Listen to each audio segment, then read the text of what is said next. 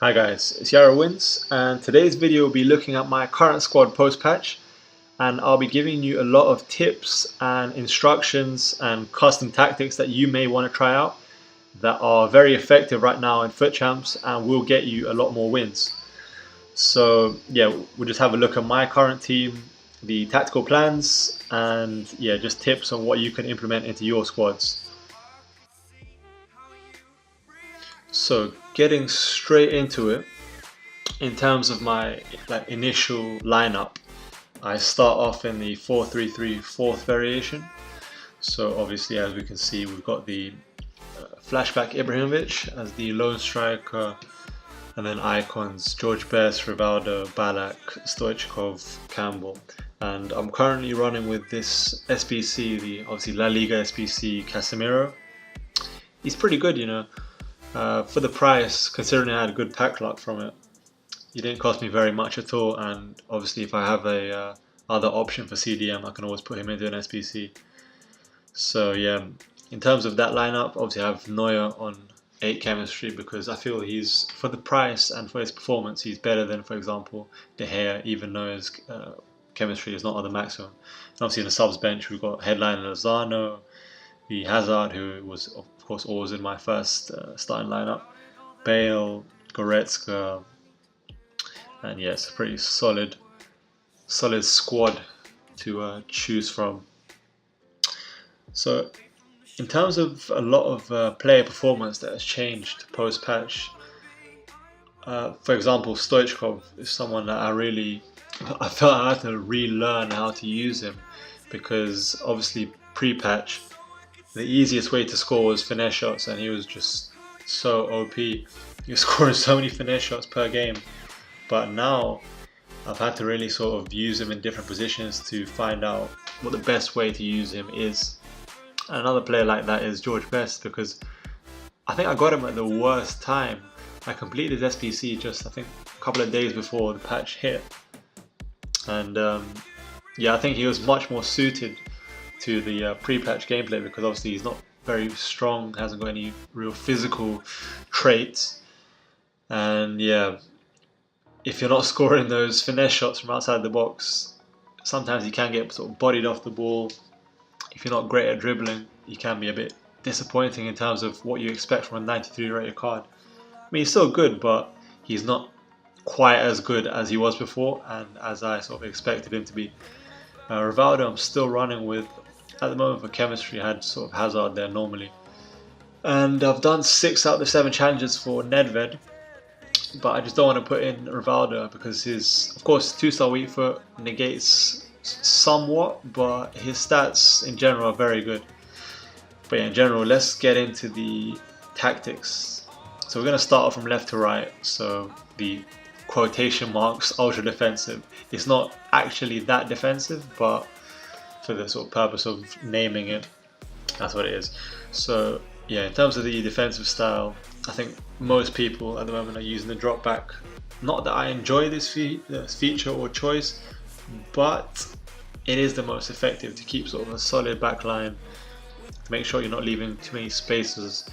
But one negative of it is, if you sort of concede the first goal, if you go behind, it can be very, very challenging without sort of going to a pressure tactic to get back in it, because your players just sit back. They just don't want to go forward because obviously you've set them up like that. But yeah, it works more when you don't need a goal or when you're not in desperate need, so you want to just keep control of the game. But yeah, in terms of width, I have it sort of balanced on a 5 bars, because you don't want sort of leaving space down the wings, but you want to make sure you're sort of solid in the middle as well. So I think the balance is the best tactic for that. Depth, I've experimented with it quite a bit, and I think this gives the greatest balance, because if you sit back too much, you're just going to be getting dominated on the ball in terms of possession.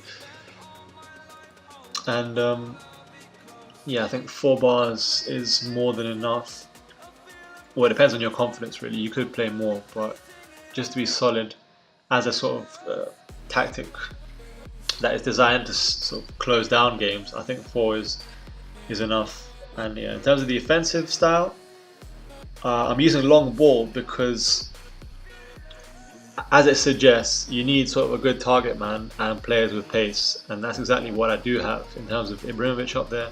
If I play sort of long balls or through balls, he makes good runs, and the sort of the wide players next to him also make good runs with their pace, and obviously that will sort of drag away defenders in that middle of the pitch. So Ibra will have space, he can make those runs into the box, he can sort of score those headers. So in terms of players in the box also, I've got quite a few. I've got it on 6 bars also, because in general I want as many people getting in there for the cross as possible.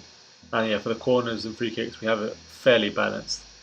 So yeah, that's how it lines up with the actual formation. So George Best goes on to the left, Ibra is the target man up front, Rivaldo just behind, Stoichkov cutting in off the left, and then Balak, Casemiro as the CDMs. That back line, really, the 4 defenders and the 2 CDMs, they don't really change in any of the tactics. But yeah, in terms of the instructions, Ibra is sort of stay forward, stay central, target man, balanced on the left and right attacking mid, because when you drop back and you have sort of your left attacking mid, right attacking mid staying forward, you're going to be very imbalanced because you're not going to have enough defensive support. But yeah, in terms of the next tactic, this is the one I'm using more often than not at the moment from the start of games. So obviously the 4-4-2 second variation. Also drop back, also the same width, but a greater, same depth, greater width, because the players are wider. The positions sort of the left mid and right mid. So you want those sort of to hug the touchline, to sort of drag away defenders, to have more space in the middle. And the offensive style is different this time as well, as balanced. In general, I think, yeah, I would suggest this tactic and this formation is the one that you want to start with. So players in the box slightly less actually, because you're going to have 2 strikers anyway. So you don't need to sort of force too many more players in there. So I think that's enough. Corners and free kicks, depends on preference, but I think the balanced choice is the best. And yeah, for the width, again, offensive width, same as the defensive. And then this formation, the 4-2-2, again, it's drop back. I'm not going to go too far into the tactics because they're pretty much the same for these ones. So the way the players line up, so I've got Best as the striker and Stoichkov in the previous one. So Best as the left striker, Ibra as the right striker, Rivaldo on the left because he can put in sort of good crosses, he can hit across the keeper, and obviously getting in on that back post. And then obviously the CDMs and defense is the same. And yeah, the final tactical plan is the riskiest one, but it really does work.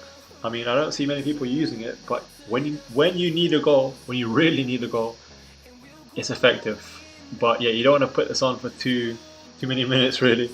This is just in case, I don't know, if you concede in the last maybe 15 minutes, or you really need to sort of pressure an opponent back.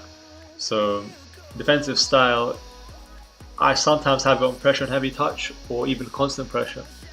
And yeah, this could all be changed.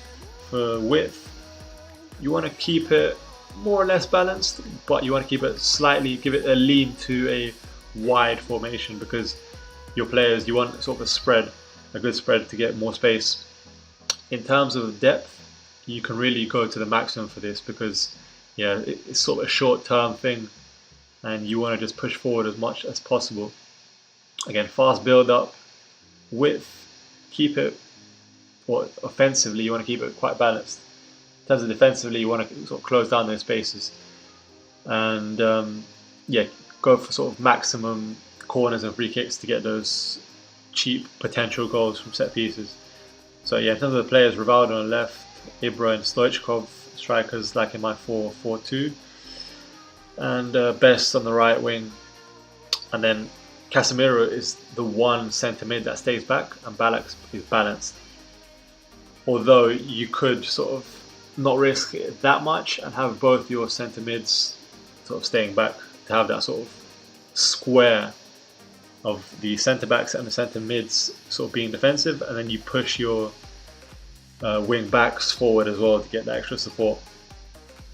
So yeah, as I said, I've got join the attack on those mixed attack, but you could actually change that to overlap or even inverted to get more space or get more players going in the middle. But yeah, in general guys, if you enjoyed this video, if these tactics help you out, try them out, leave a comment, let me know how it goes. And yeah, if you enjoyed the video, like and subscribe, be very much appreciated. And yeah, comment also if you have any thoughts on my team or potential improvements. Anyway guys, thank you for watching, and I'll catch you on the next one. Peace guys.